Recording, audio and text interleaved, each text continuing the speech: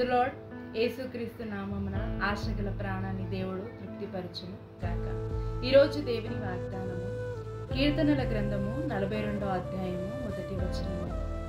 దుప్పి నీటి వాగుల కొరకు ఆశపడుతున్నట్లుగా దేవా నీ కొరకు నా ప్రాణము ఆశపడుచున్నది. మరి కీర్తనకారకుడు తను దేవుడి సన్నిధికి వెళ్ళాలని ఆశతో నా ప్రాణము ఆశపడుతున్నది. ఎందుకు ఆ విధంగా ఆశపడుతున్నాడు? దేవుడి సన్నిధిలో ఏముంది, ఏ బలం ఉంది? ఎప్పుడెప్పుడు దేవుడి సన్నిధికి వెళ్ళాలి అని తన ప్రాణం ఎందుకు అంతగా దేవుని యందు దప్పికొని ఉన్నాడు అంటే దేవుడు అనేక అద్భుతాలు అతని జీవితంలో జరిగించాడు. ఒక అద్భుతం జరగడానికి ఆయన సన్నిధికి వెళ్ళి కృతజ్ఞతాస్తుతులు చెల్లించి అనేక అద్భుతాలకి ద్వారము తెరుగులాగా అనేక ఆశ్చర్యకార్యాలు ఆయన జీవితంలో జరుగులాగా అనేక సమస్యలకి పరిష్కారము దొరుకులాగా నీ సన్నిధికి నేను ఎప్పుడు రావాలి అని ఆశపడుతున్నాడు. ఎప్పుడు దేవుడు చేసిన కార్యాలు త్వరగా చెప్పాలి అని ఆశపడుతున్నాడు. అదే దేవుడు ఈరోజు మనము కలిగి ఉన్నాము. అదే బలమైన దేవుడు మనము కలిగి ఉన్నాము. దేవుడు మన జీవితంలో కూడా తప్పకుండా అద్భుతాలు చేసి ఉన్నాడు, చేస్తాడు.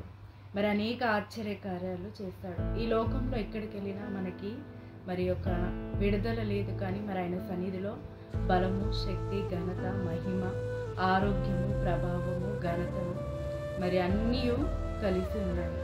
ఆయన సన్నిధిలో వెళ్ళినప్పుడు మనకి వెలుగు కలుగుతుంది. ప్రతి చీకటి నుంచి, ప్రతి బంధకం నుంచి విడిపింపబడుతుంది.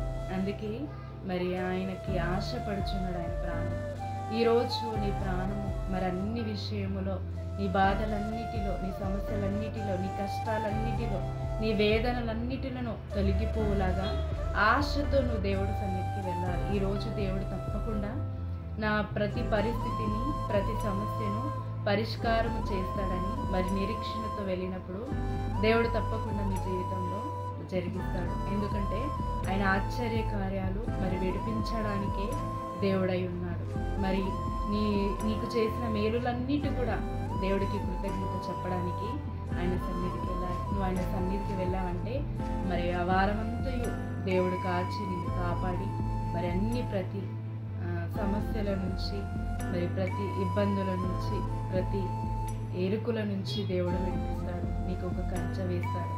అందుకని నీ ప్రాణము నిత్యం ఆశపడులాగా దేవుడు అనేక అద్భుతాలు నీ జీవితంలో జరిగించి అనేక సాక్ష్యాలను చెప్పడానికి ప్రతిరోజు దేవుడి సన్నిధికి ఆశతో ఆయన మందిరంకి వెళ్ళడానికి దేవుడు అనేక అద్భుతాలు నీ జీవితంలో జరిగించునుగాక. ఈ క్షణం నుంచి దేవుడి సన్నిధిలో మీరు ప్రతిదీ విడిపింపబడి దేవుడి సన్నిధికి వెళ్ళడానికి ఆశపడలాగా ఎప్పుడెప్పుడు దేవుడి సన్నిధి రావాలి, ఎప్పుడెప్పుడు నేను దేవుడు చేసిన కార్యాలు చెప్పాలి, కృతజ్ఞతలు చెప్పాలి, ఆయన వాక్యము విని అనేకముగా పరీక్షింపబడాలి అని ఎదురు చూచులాగా దేవుడు మిమ్మల్ని బలపరచును కాక. ఈ వాగ్దానము ఎలా అయితే కీర్తనకారుడి జీవితంలో జరిగిందో మీ జీవితంలో జరుగును గాక. దేవుడి సన్నిధి విషయమై ఎలా అయితే అతనికి అద్భుతాలు దేవుడు చేశాడో, తన ప్రాణం ఎలా అయితే ఆశపడ్డదో మీ ప్రాణాలు, మన ప్రాణాలు దేవుడి కొరకు ఆశపడి నిత్యము మనం ఆశీర్వదింపబడి సంతోషంగా ఉండుగాక. ఈ వాగ్దానము, ఈ వాక్యము మన జీవితంలో నెరవేర్చబడుగాక. ప్రార్థించుకుందాం. తండ్రి, యేసుక్రీస్తు నామమున ప్రార్థిస్తున్నాము.